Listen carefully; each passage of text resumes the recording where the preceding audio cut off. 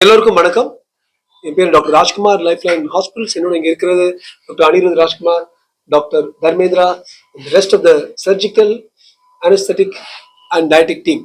எதுக்காக உங்களுக்கு கூப்பிட்டுருக்கோம்னா, இன்னைக்கு ஒரு சந்தோஷமான செய்தி. பங்களாதேஷ்ல இருந்து ஒரு சின்ன கிராமத்துல இருந்த ஒரு சில பெற்றோர் குழந்தைகள் பெருசா குண்டு குண்டு குண்டாகி, ஒரு பொண்ணு சின்ன வயசுலயே 5 வயசுலயே 65-68 கிலோகிராம் சைஸ்க்கு நடக்க முடியாம முட்டி கஷ்டப்பட்டு மூச்சு விடுறதுக்கே கஷ்டப்பட்டு வந்துச்சு.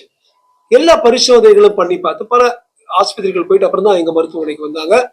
பிராடர் வில்லி சிண்ட்ரோம் என்கிற ரொம்ப அசாதாரண 10,000 அல்லது 20,000 குழந்தைகள்ல ஒருத்தருக்கு வர்ற ஒரு ரொம்ப அசாதாரண வியாதி, மரபு அணு மூலமாக வந்த ஒரு ஜெனட்டிக் வியாதி இந்த குழந்தைக்கு இருந்துச்சுன்னு கண்டுபிடிச்சோம்.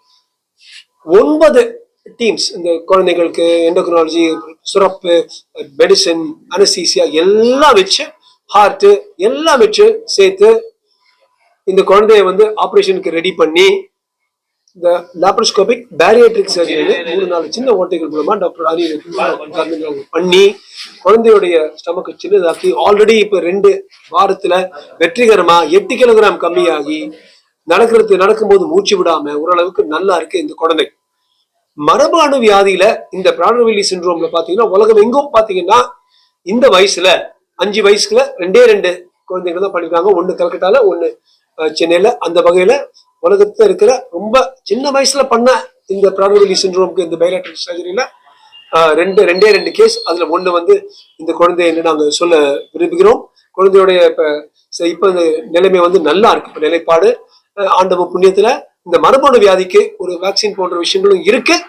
6 மாசம் 1 வருஷத்துல சந்தைக்கு வரும்பொழுது அதையும் பயன்படுத்தி இந்த குழந்தைக்கு மூட்டு மாத்துறது, ஹார்ட் ப்ராப்ளம், லிவர் ப்ராப்ளம் இதெல்லாம் தவிர்த்திருக்கும் என்று பொதுமக்களிடம் சொல்ல விரும்புகிறோம்.